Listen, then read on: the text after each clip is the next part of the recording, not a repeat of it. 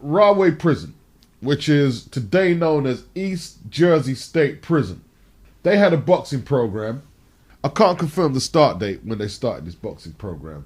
The main practitioner that emerged from this boxing program was James Scott, born on October the 17th, 1947, former boxer, former prison inmate. He is best known for becoming a contender, ranked by the WBA at light heavyweight, while incarcerated at Rahway State Prison in Avenel, New Jersey. Scott, originally from Newark, New Jersey, spent much of his time behind bars when he was sent to a reformatory for truancy. I've been around those guys, James Scott and Qawi. We were just kids together. You know, the three of us, we were all kids together. You know, in the streets of New Jersey, you know, getting in trouble and stuff, you know, the usual juvenile stuff, you know.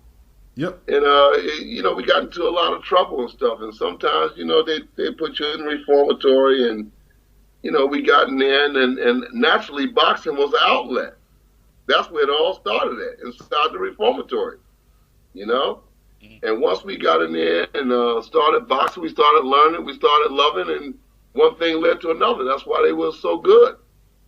But that started very early on in life, you know? He took up boxing while serving time at Trenton State Prison and was released in 1968, but only pursued the sport seriously after a subsequent robbery conviction and being incarcerated again. As part of his rehabilitation system, the New Jersey prison offered inmates a variety of jobs, training programs, including training in boxing, whether as a fighter, a cutman, etc., etc. Scott became the light heavyweight champion of the New Jersey prison system.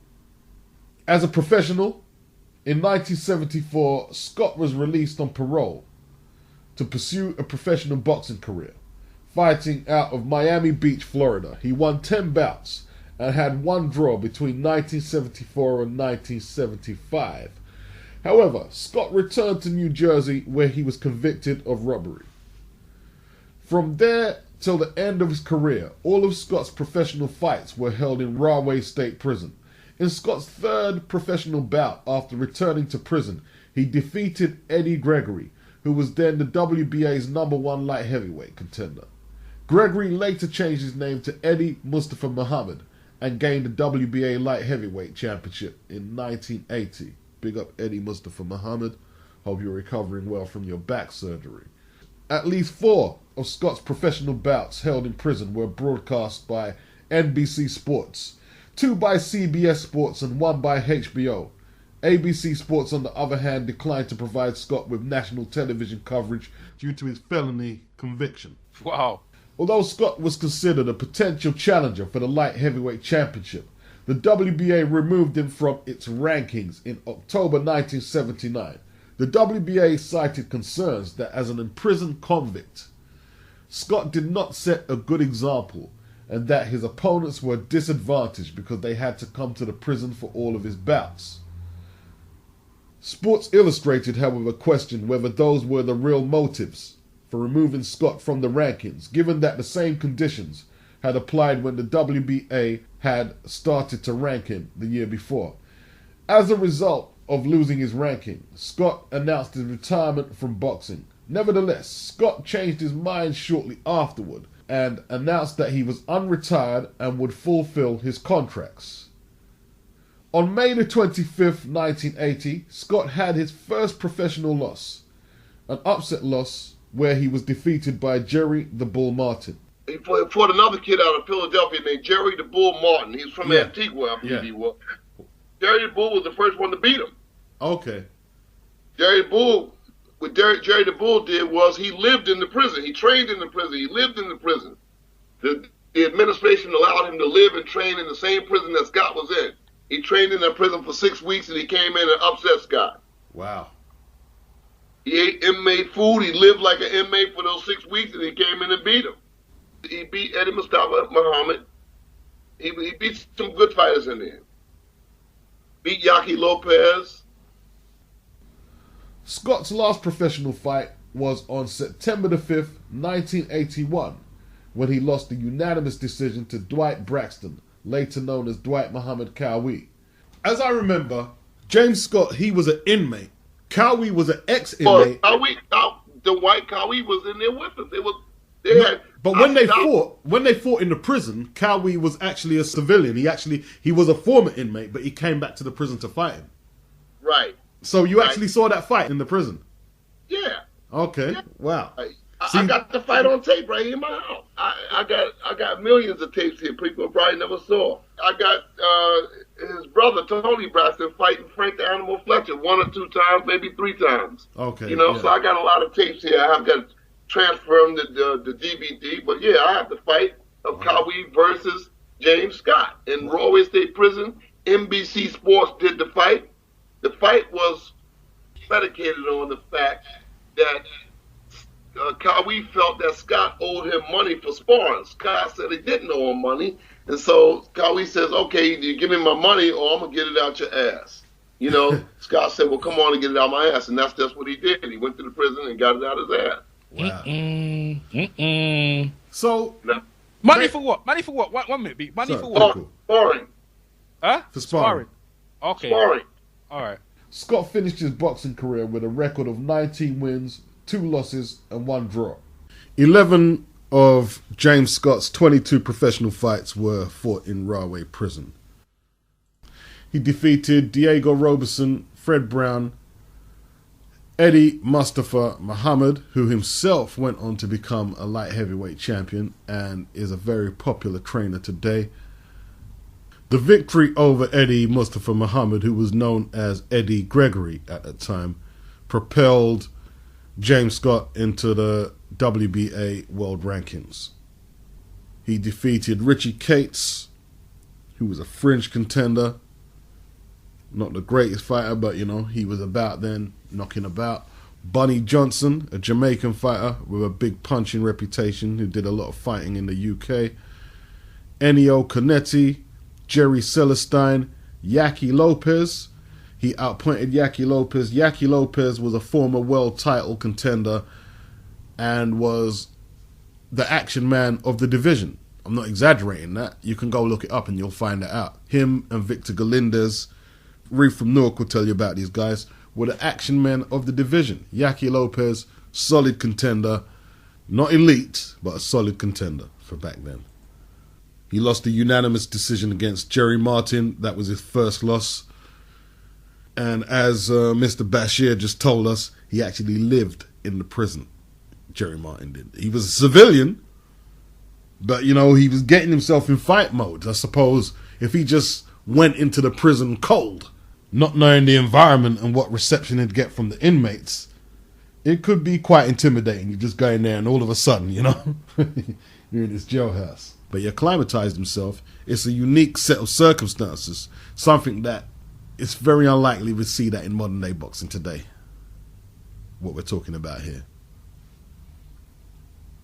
TKO Dave Lee Royster after that, and lost to Dwight Muhammad Qawi, which was his final bout. Dwight Muhammad Qawi was no joke, right?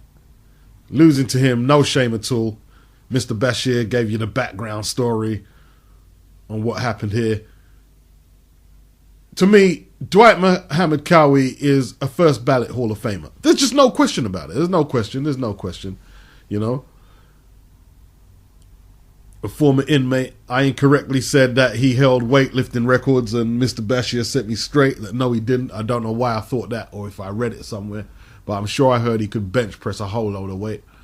But Qawi only had the one fight in Rahway Prison where he defeated James Scott, although he was an inmate in there with the likes of James Scott and Mr. Bashir.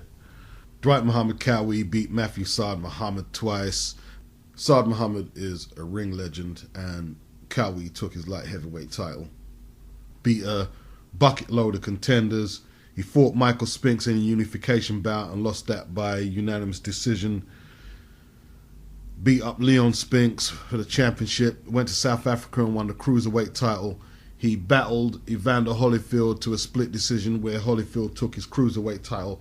I still think that Qawi won the fight. It was close. I think Qawi won the fight. He fought George Foreman and gave Foreman a whole load of trouble before George's humongous punches took him out of there and stopped him on his feet. Qawi did 5 years in Rahway for armed robbery. On his release in 1978, he turned pro. People familiarise Qawi's style with Joe Frazier because he's 5'6", and that's small for a light heavyweight. And he went up to cruiser, and that's absolutely tiny for a cruiserweight. But Dwight could look after himself. I can see why they're making the Frazier comparisons, but to be honest, Dwight, his upper body movement and head movement, in my opinion, was better than Frazier's. Not saying he was a better fighter than Frazier, because he wasn't, but Dwight was a really skilled fighter. I mean, for 5'6", but you know, he was really tough. Like he was 5'6", but his physique, like he was just a nightmare for anyone to fight. Just a nightmare. Not a humongous puncher. He could, obviously, don't get me wrong, he could hit. You mean he could hit. But he wasn't a Frazier type puncher, but he could punch. I shouldn't even have said that. He could punch. But his head movement, his upper body movement, like the upper body movement he used against Spinks, I'll never forget that fight, man. Like, he just wanted to humiliate Spinks, and he was just letting Spinks throw all these shots at him. He was just ducking them, just weaving them, and just, woo! Like, wow. And smiling at him. Like, he always used to bare his gum shield at his opponents, just intimidate them, you know?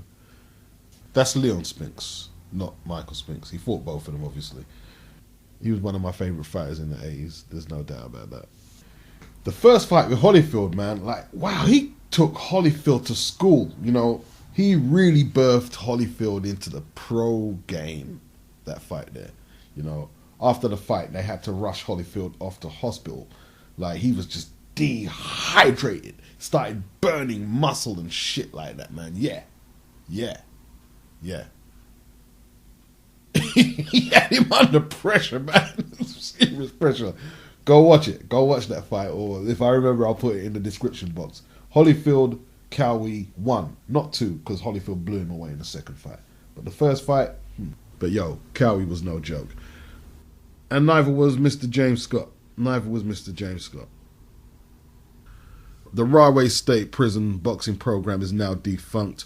I suppose it went the way of the dinosaur when the prison changed its name. Just found the James Scott Dwight Muhammad Qawi fight, which took place in Rahway Prison. I've put it in the description box. Be sure to watch it. Let me know what you think of the fight in the comment section on this video. Me, myself, I'm still yet to watch it, so I'm going to be watching that tonight. Hope you like this video, and I'm going to say peace.